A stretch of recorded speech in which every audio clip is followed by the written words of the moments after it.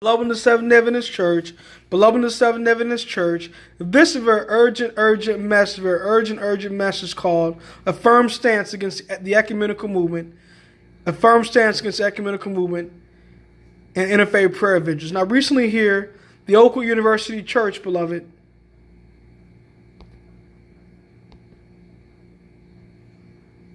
has been sponsoring a new program at the church called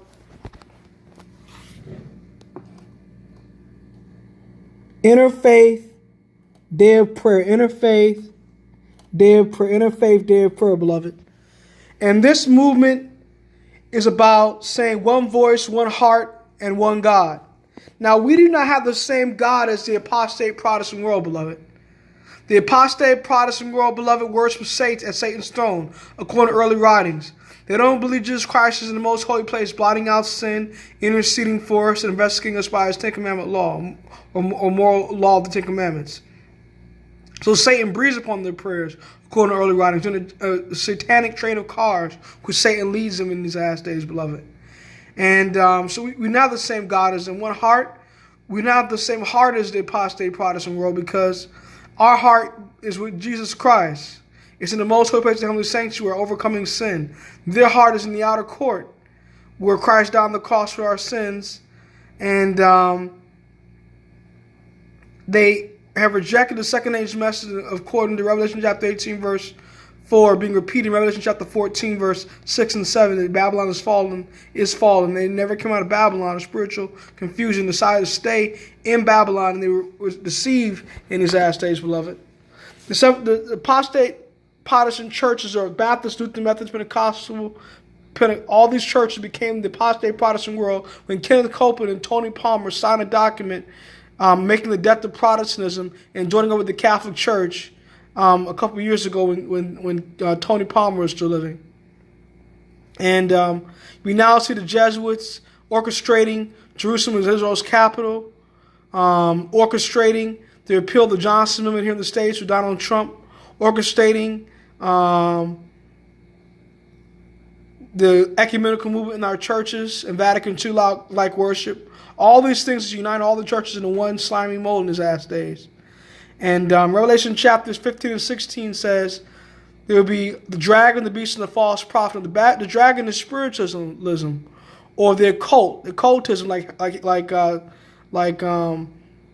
Harry Potter, the dragon. The beast is the papacy, the Roman Catholic Church, and the false prophet is apostate Protestant in league with the U.S. government. Now, this system of worship with interfaith worship in the Seventh Adventist Church, with individuals in denominations, churches, ministries, and faiths attending with an apostate Protestant singer, Lady Trayman Hawkins, singing at the Oakwood University Church, where Dr. Bird preaching, was a sign that the Seventh Adventist Church is going to derail its mission as ashes to call people out of spiritual Babylon, and they're going to join up with the man of sin power through the apostate Protestant daughters. They're doing it with women's ordination. They're doing it with Sunday Surge. Sunday Surge is another ecumenical agenda that was over here at First Church a couple of years ago, beloved. First Church had a Sunday Surge meeting where they met on the first day of the week around 11 o'clock, around the same time had the first of Christians met for their church services. And it was the appearance of evil because it made people think that Sunday was the Bible Sabbath and not the seventh day of the week, beloved in the Adventist Church. It was a play on words. And beloved, it's sad. It's so sad that our Seventh Adventist membership are joining up with the apostate Protestant world in ecumenicalism. We changed our logo, the flickering flame and the Bible upside down.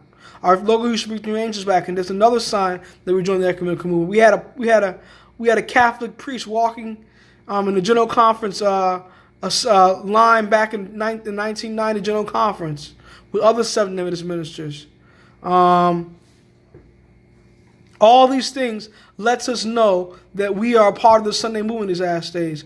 The Seventh Adventist Church has representatives of the World Council of Churches. Now, we're not officially a part of the World Council of Churches or families, but we have representatives there. We had our General Conference President, Ganoon Diop, go and pray with the Pope and the Catholic priest up there, up in Rome, for ecumenical dialogue up there a couple years ago, beloved, in the Adventist Church. I wish I wasn't saying these things. I love these leadership of the Seventh-day Adventist Church. I love them. But they're in apostasy. They're worshiping golden calves. They're uniting with the apostate daughters of Rome. And they're like the mighty Esau in these last days within the Seventh-day Adventist Church. You have Jacob and Esau. Jacob was unpretentious. Jacob was a liar. Jacob was a deceiver, but Jacob was saved. He was the son. Therefore, you said the sons of Jacob were not consumed. But the mighty Esau's in his ass are totally apostate. They've chosen their own way. They've sold their birthright for a mess of pottage. They're involved in the ecumenical movement. They're coming back to mama, come back to the papacy through the apostate Protestant daughters, beloved. They're in general apostasy, beloved. And it's so sad that they join up with this apostate daughter of Babylon. And this harlot of Babylon, and harlot daughter of Babylon, and they're going to be lost in these last days, beloved, if they continue to do this. And so, Sister White tells us in Patriarchs and Prophets they consider Balaam to be a prophet, and he invited the Midianite women to steal into the camp and have sex with the Jewish men, and over at Jordan when they're about to enter into Canaan. And it destroyed 24,000 of them through idolatry and adultery in that big festival they had. Now, beloved in the Adventist Church, this interfaith prayer vigil is the same kind of thing. Inviting a first-day singer and first-day ministers to come to an Adventist church to have ecumenical dialogue and worship. They're, in a sense, committing spiritual fornication with the apostate daughters. And that's how the image of the beast is being formed. Baby image of the beast is being formed first when the Seventh-day Adventist Church before it's formed in the apostate Protestant world. So we see the image of the beast right now being formed within the Seventh-day Adventist churches right now, the official Seventh-day Adventist line. And it says, Sister White says, beware of the new moon. The Selected Messages, Book 1, page 202, 204, Foundation for Our Faith. Beware of the new moon. We have our Bibles. We have our experience, tested by the mighty experience of God. And she says, a new movement, nobody should be able to stand in the way of this new movement. Maranatha, beloved, God bless.